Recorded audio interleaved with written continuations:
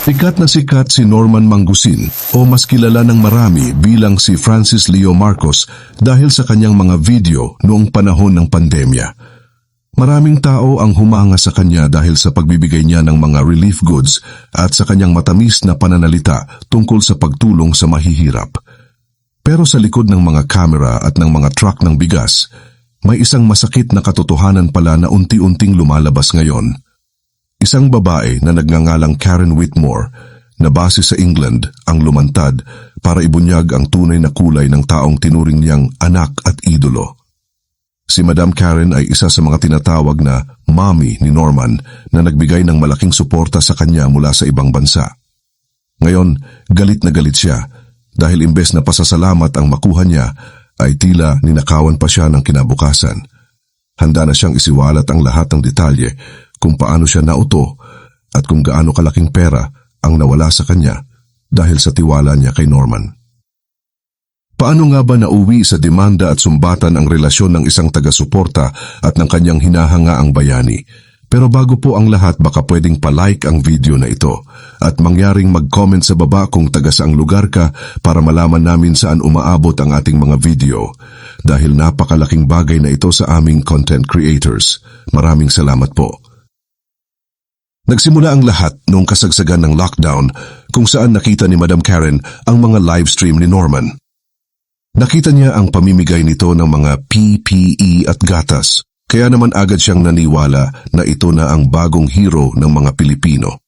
Dahil sa sobrang bilib, sumali siya sa isang grupo sa UK na binuo para suportahan ang mga proyekto ni Norman. Kahit nung nakulong na si Norman dahil sa mga kaso niya, ay hindi pa rin bumitaw si Madam Karen dahil naniwala siya sa kwento na gawa-gawa lamang ang mga paratang laban dito. Nagtatrabaho siya bilang nurse sa isang ospital sa loob ng 12 oras pero kahit pagod ay pinipilit niyang gumising ng madaling araw para lang mapanood ang mga balita tungkol kay Norman. Sa puntong ito, hindi na lang simpleng panunood ang ginagawa niya dahil nagsimula na siyang magpadala ng pera para sa mga gastusin ni Norman sa loob ng kulungan. Dito na pumasok ang mga tauhan ni Norman gaya ni Dong Batalan na siyang nagsisilbing tulay nila sa komunikasyon. Sinabihan sila na kailangan ng malaking halaga para pambayad sa mga abogado at para sa pagtakbo ni Norman bilang senador noong nakaraang eleksyon. Dahil sa kagustuhang makatulong, naglabas si Madam Karen ng sarili niyang pera na umabot sa mahigit 15,000 pounds o mahigit 1,000,000 piso kung ipapalit sa pera ng Pilipinas. Pero hindi pa doon nagtapos ang lahat dahil pinilit pa rin siyang kumuha ng loan sa bangko na nagkakahalaga ng 10,000 pounds. Ang masama pa rito, nang hindi ma-approve ang loan ng isa pang kasamahan nila, ay si Madam Karen pa rin ang naging garantor para lang makakuha ng dagdag na 5,000 pounds. Ang lahat ng perang ito ay galing sa pagod at puyat niya sa pagtatrabaho sa ibang bansa, pero ibinigay niya ito dahil naniwala siyang para ito sa kabutihan. Ngayon na malaya na si Norman, laking gulat ni Madam Karen nang malaman niya na hindi pala kinikilala ni Norman ang mga perang hiniram sa kanya.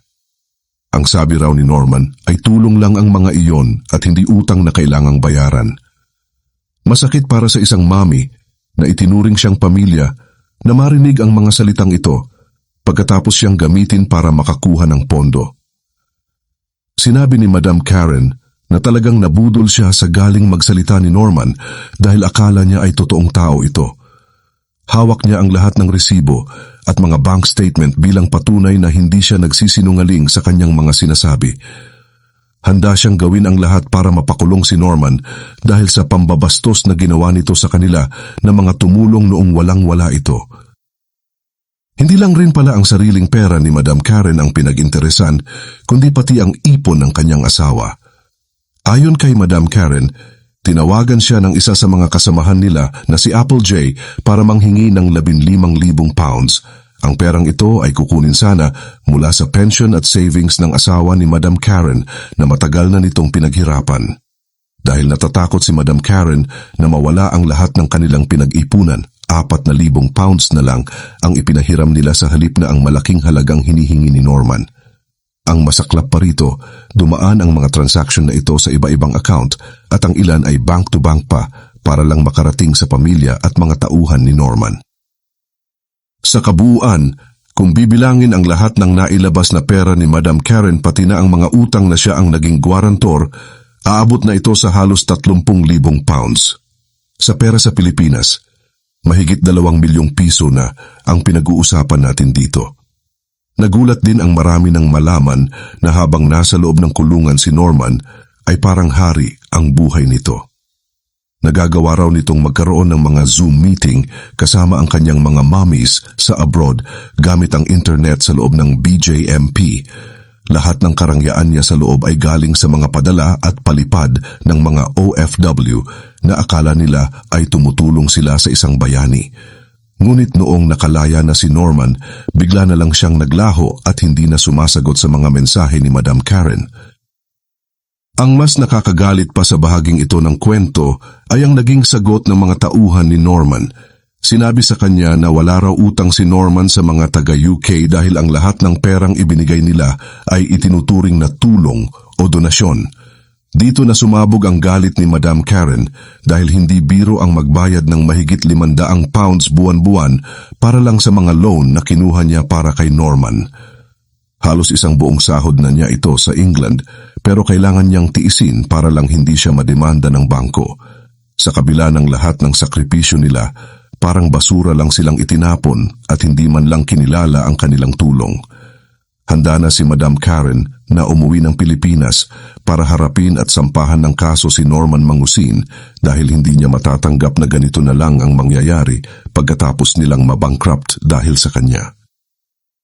Sa gitna ng mga batikos, sinubukan pa ni Norman Mangusin na linisin ang kanyang pangalan sa isa sa kanyang mga huling video. Sabi niya, kusang tulong daw ang ibinigay ng mga OFW noong siya ay nasa loob pa ng kulungan. Ipinagmalaki pa niya na ang mga palipad o donasyon na ito ang bumuhay sa kanyang mga tauhan sa loob ng halos 4 na taon. Mariin niyang itinanggi na nambudol siya o gumamit ng mga peking abogado para manlinlang. Ngunit para kay Madam Karen, ang mga pahayag na ito ay malaking kasinungalingan. Ayon sa kanya, hindi kusang loob ang pagbibigay dahil si Norman mismo ang hingi ng pera sa kanyang mga itinuturing na mommy at daddy sa England.